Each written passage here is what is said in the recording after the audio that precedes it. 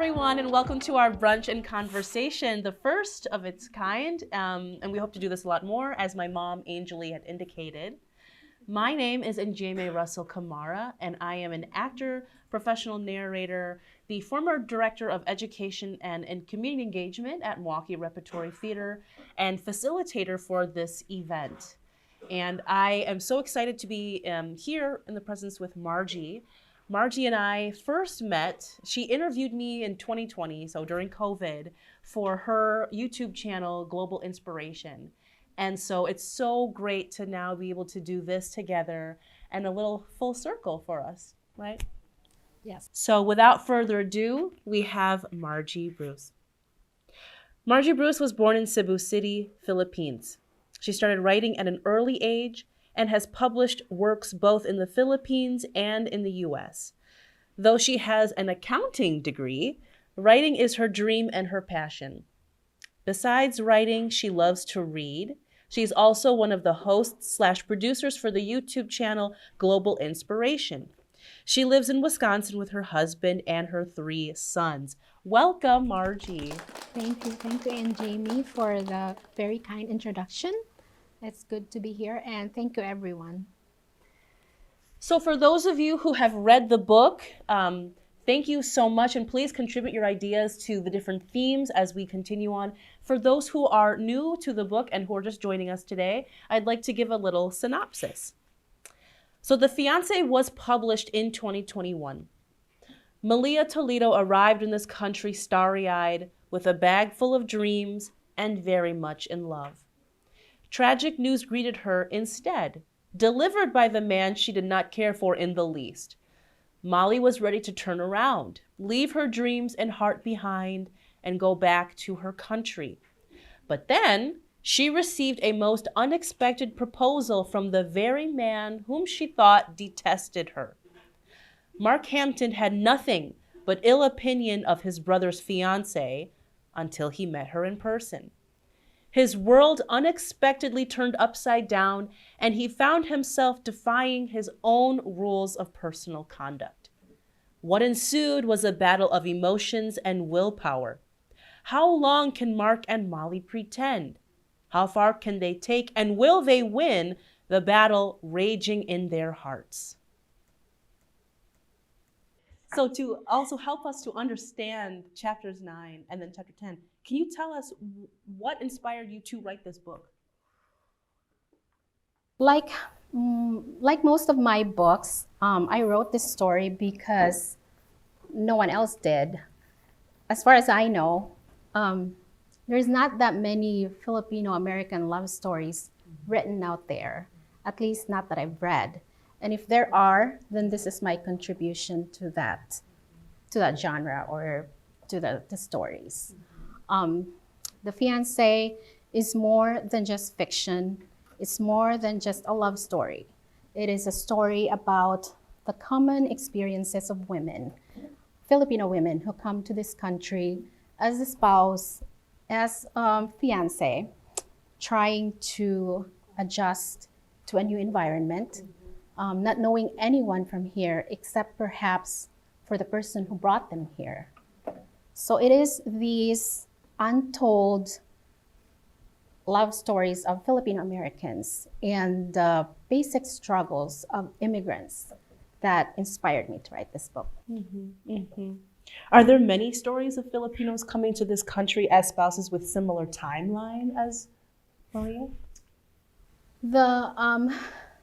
The timeline of Molly and Charlie's relationship is really on the short and fast side, 6 months, but it is not unheard of. Most relationships like this, the timeline mostly the average from the time of the first correspondence to marriage, if the relationship ends up in marriage, is usually about a year. Mm-hmm. Yeah. Wow. Wow. And is it typical not to meet your spouse before coming? No, actually it is not typical. Usually a woman doesn't come here unless the parents and the family met the man. So this goes back to the timeline of the relationship. Usually what happens is the couple would write to each other for months, and then if they like each other, they decide to meet. And then that's when the time that the man would go to the Philippines and meet her and her family. And that's also the time that they would decide if they're going to continue with a relationship or end it, or they can get engaged or even get married right then. Wow. Wow. Yeah. So with that foundation, with that context, now fast forward to Molly here in chapter 9. Can you talk about what is the significance of food? Because Molly could have easily assimilated into the region and said, I'm going to take up food here. But she decided to go to the store and indulge in what she knows and what is her roots, what is food to her. Yes, this is going to be like, it's kind of hard to believe, but Filipinos, one of their exciting experiences is going to the Asian store. As with many other Asian cultures, food is our love language. It's not just to satisfy a craving or to savor a taste.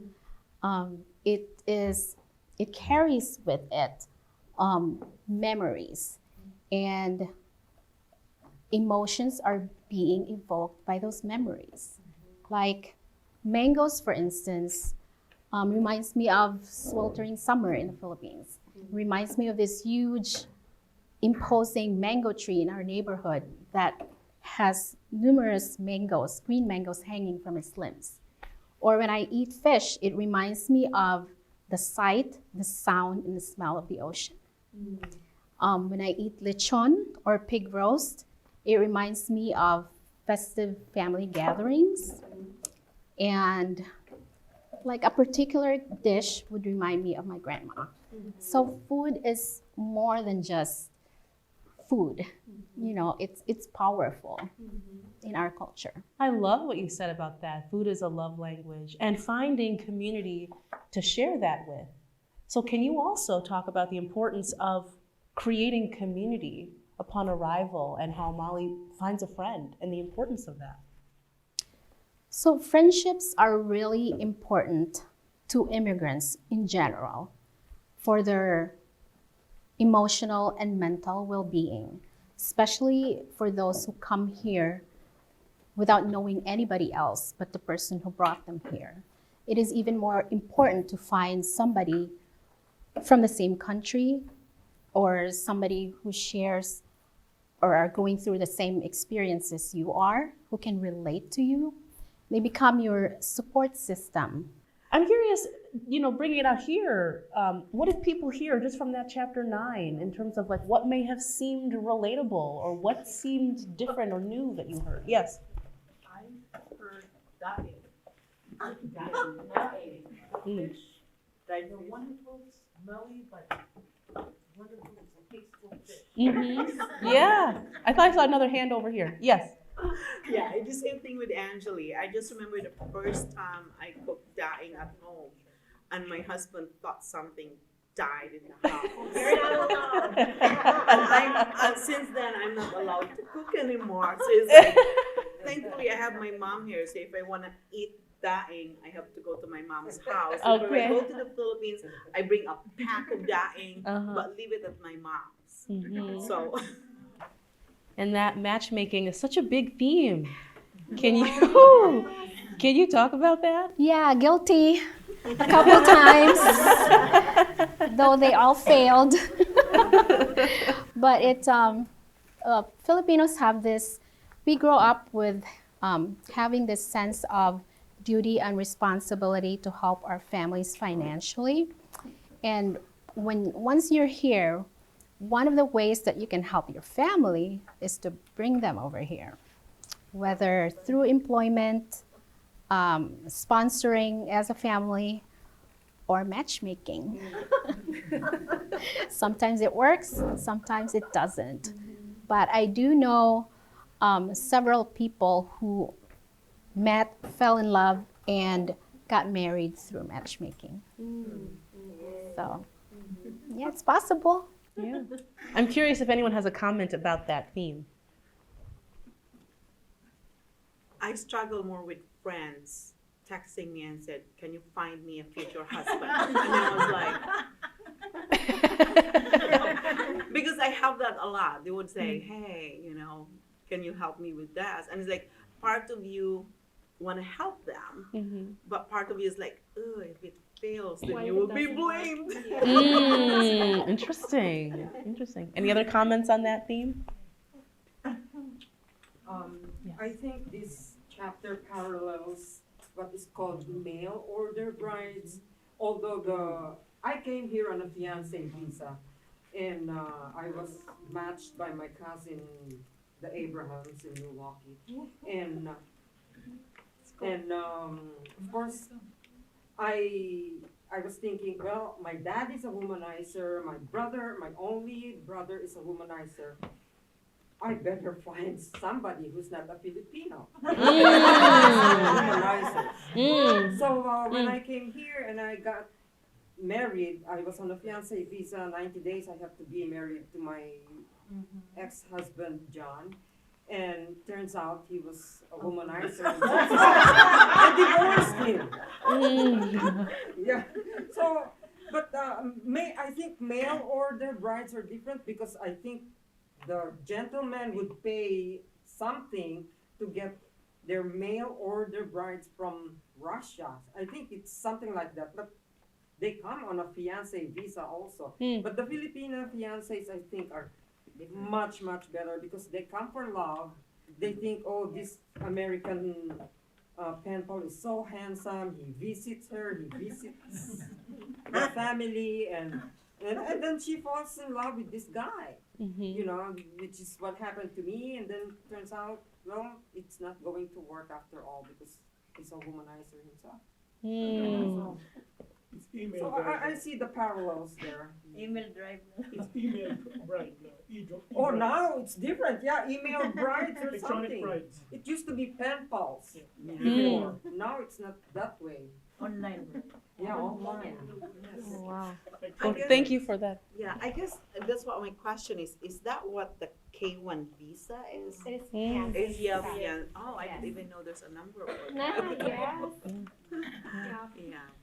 And so zooming out a little bit, so Malia arrives in this country and she is met with the fact that her fiance has died. And it is her brother who meets her at the airport. So things don't turn out the way she wanted them. Why does she stay? Why doesn't she say, okay, he's dead, I'm going back home? Why does she stay? Yeah, initially that was her reaction. She just, wanted to go back home because that was her life. That was the life that she was going to build with the man she loved, and he's gone. So why? But then she did not want to be indebted to Mark for him to buy a ticket for her to go home. So when Mark proposed that he work for her ticket, so she accepted it. And then while accepting it, she's thinking, well, I'm gonna be here for 90 days. If I use up all the 90 days, I might as well earn some money so I can send it back home and I can help my family financially. So most Filipinos who come here try to stay here and try very hard to stay here because it is very hard for us to come here. And we're not like Europeans who can just come and go. We have to apply for a visa that takes years and years. An example is my brother just got here after 23 years of waiting. And there, you can just see the statistics. The application for visa to come here from the Philippines, the numbers are staggering. And compared to what is allowed, what U.S. allows for Philippines, the visas that they issue for Filipinos. So the waiting list is really long. So once you're here, you want to stay here. And for whatever reason, but mostly it's financial stability, it's more opportunities here, and just the general way of living is better. So that's why Filipinos come here.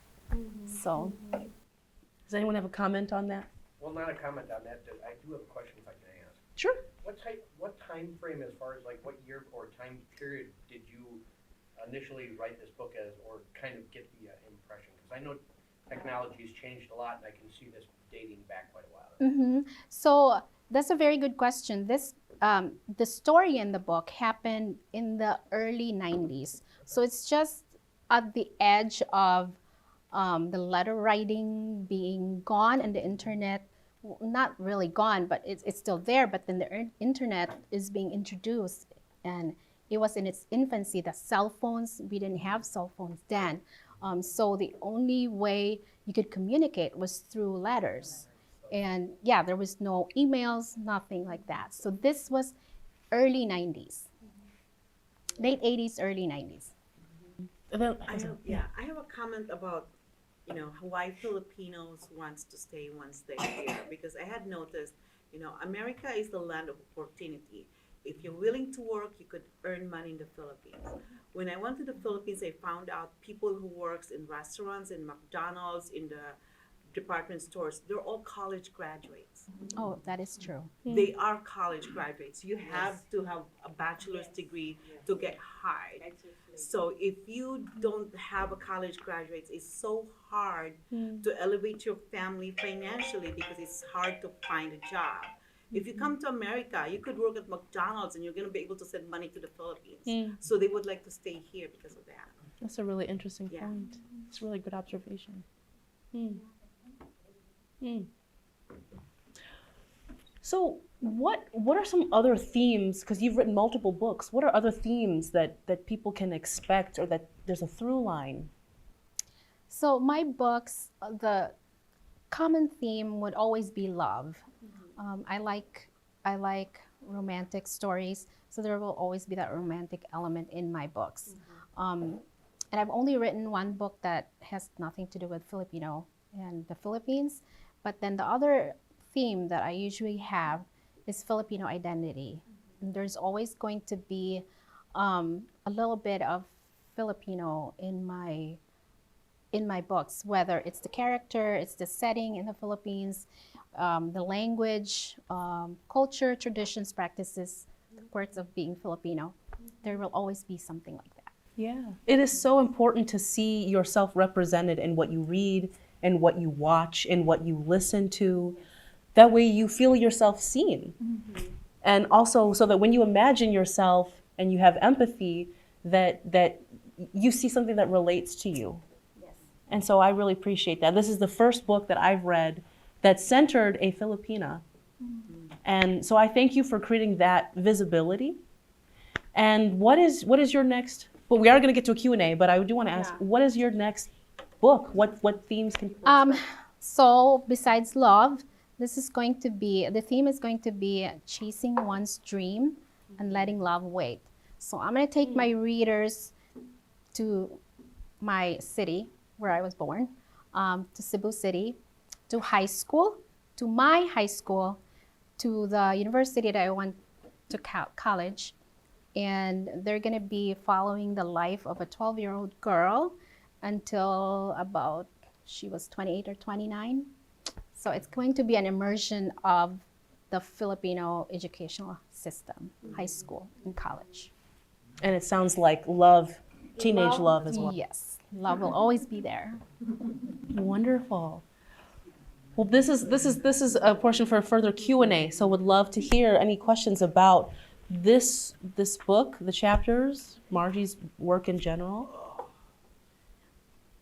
Mine is more like a statement. I noticed that American men, they like Filipino women because of our attitude, our personality, our characteristics. And when we come here, we don't immediately look for equality with our husbands. Filipino women tend, they turn to serve their husbands as people say, subservient.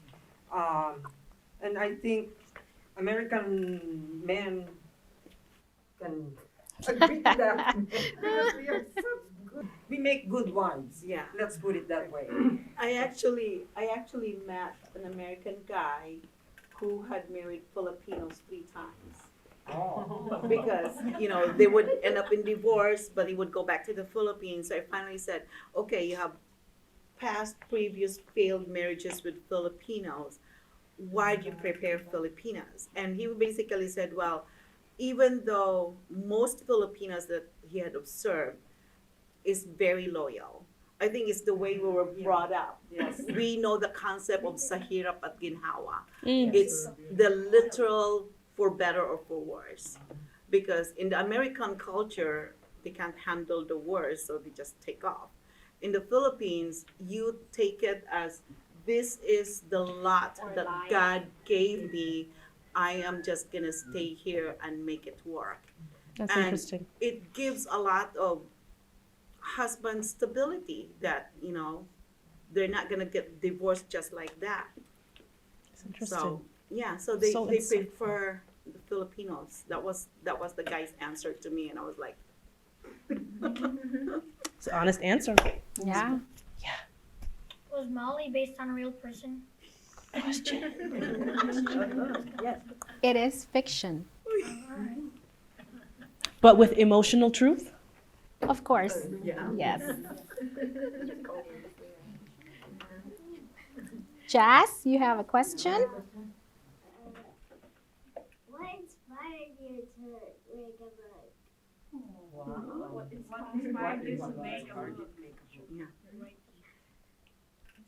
To be able to tell stories that I want people to know. Does that answer your question? Not really. No? Oh man, she's a hard one.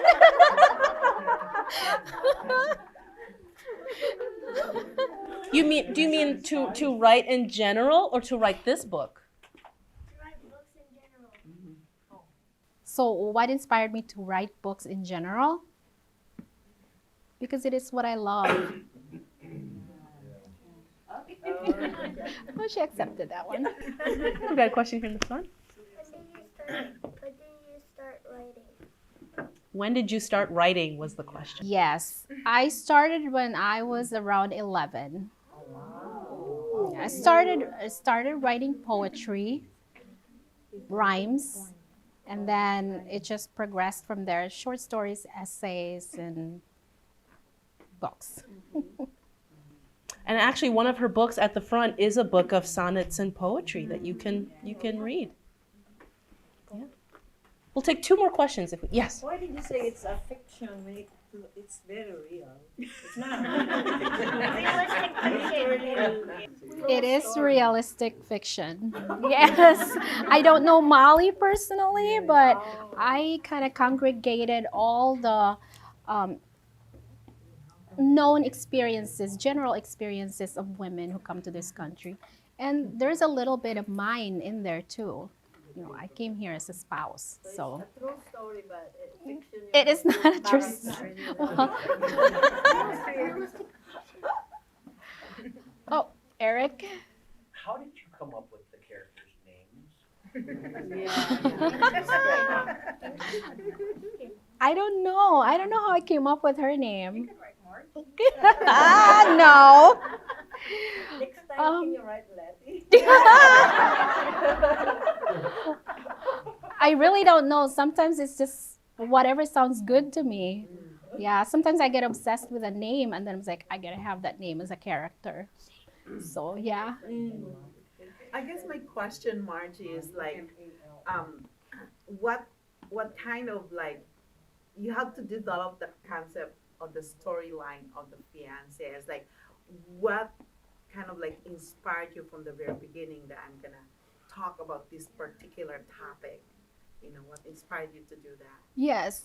One of the main things about this book is, like I said, there's not a lot of many Filipino American love stories that you hear or you read about, and they are very interesting stories. And I know a lot of women who came to this country as a spouse or as a fiancé, and nobody tells their story. Nobody knows about their story. And this is one way of getting it out to the world, that this is the kind of things that women experience when they get here. And the love is real. It happens. So yeah, that's why. Is it true that you also based this story by like interviewing some people? How did they really come No, here? How did they meet their husband? no, I Because did I that. have a friend that said, "Oh, I think when I talked to Margie, she asked me how I met my husband." And she said, like, "Oh, maybe my." I said, "Oh, maybe your name is in that book." See, that's why this book is really relatable, because a lot of you, a lot of women can relate to it because it's what happened in their life. The dried fish, the food, meeting another Filipina. I can still remember the very first time I saw a Filipina here. It's very memorable. When you don't see anybody else, you look around and you're the only one, and then all of a sudden you see someone that's like you. It's like, yeah, You can't stop yourself but say, "Hey, are you Filipino?" right. And then People feel excited by just looking at the color of their skin. Right. So you talk to them in our native language without asking, "Are you a Filipino?" And you will feel happy if you know that, "Oh, I'm Asian, but I'm not a Filipino." Right. Well, my husband used to say to me, when I see a Filipina and we just lock eyes and like, "Filipina?" Yeah. Yeah, Filipina. And he would say, "Do you guys have antennas growing on your heads?" That you can, "I'm Filipino." Yeah, I mean. But aside from the word Filipina, there's the term also kababayan. Yes. You're trying to find out if they're Filipino, you'll say kababayan. Yes. But there was an incident. I was at the park and I saw this lady that I thought she was a Filipina. She said kababayan. She said kababayan, and then she said, "Okay." Then I start talking in Tagalog, and she like, "I tricked you. I'm a Thai, but that's your password." She was a Thai lady. Wow. But she knows that word that when we meet Filipino, we say kababayan. But she heard that over and over. She's like, "Oh, I got you. I'm a Thai." Wow. We have a question from someone who's not here, a fan of yours. And the question is, out of all the feedback received from readers, which one surprised you the most? What surprised me the most about the book that people have said to me is there's this little introduction about faceless voices whispering, and I can tell you that, or I can read one to you. She said it added touch and charm to the book. Let's just see. I was like, that's really interesting. Because when I first started writing this book, I could see this elderly women, nothing against elderly women, but I see 3 or 4 of them gathering after church, and they're whispering to each other. So this is how the book started. The faceless voices in a small Midwestern town whispered. "Did you hear? Charlie Hampton is engaged." "Engaged?" "Yes." "To whom?" "To a Filipina. His pen pal." "Really?" "Really." So that's how the book started. So it's kind of like, and then, yeah. So and then I think I had that 2 times throughout the book. You can see them again.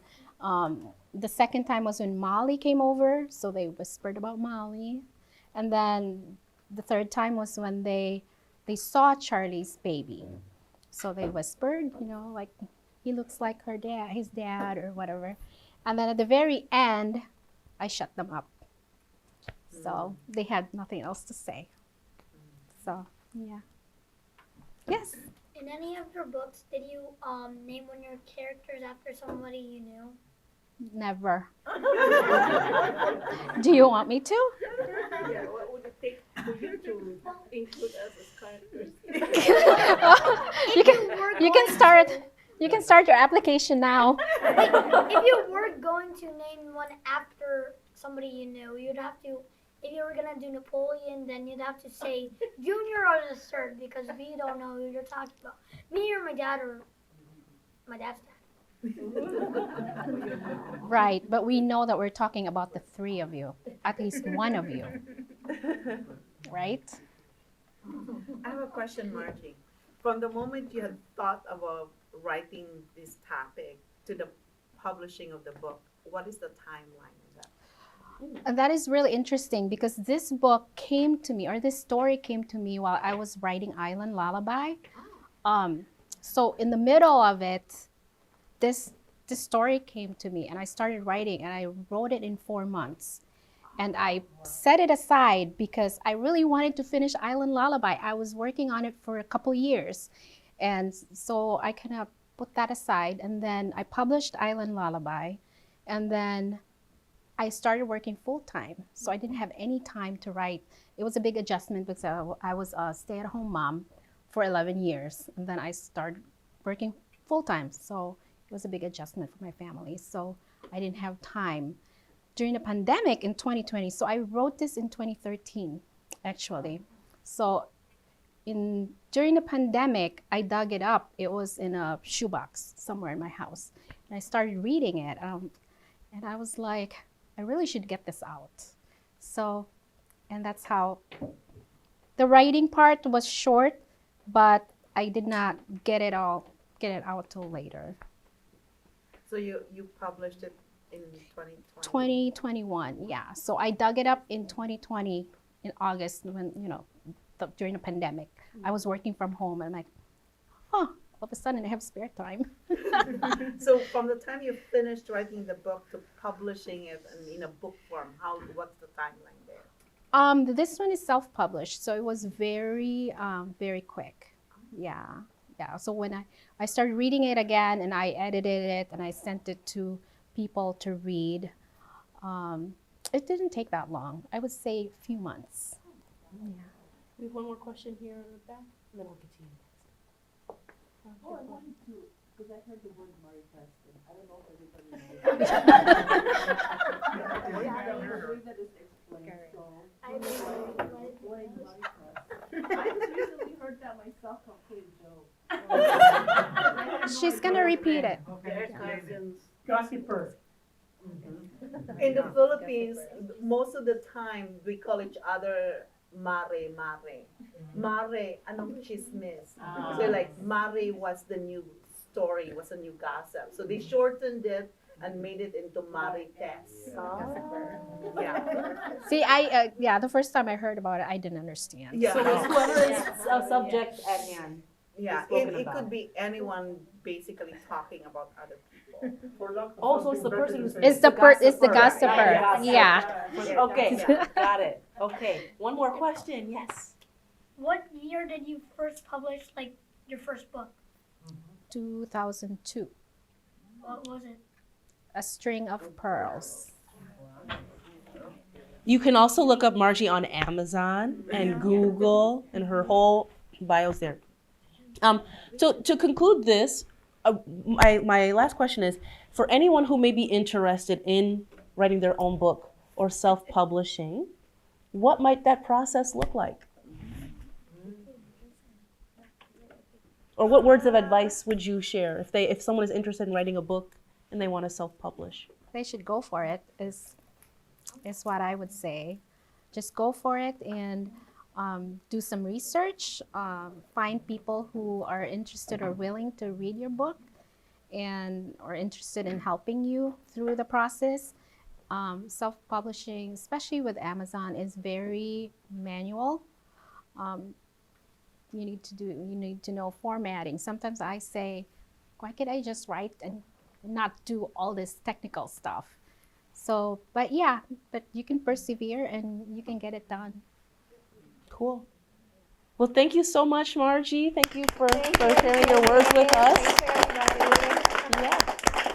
And I also want to have a special shout out to the Asian Community Center again for letting us use their space, as well as VS Pendango, the Tayone family, Yvonne Kim, Letitia Carlson. Thank you so much. And see you at the next one.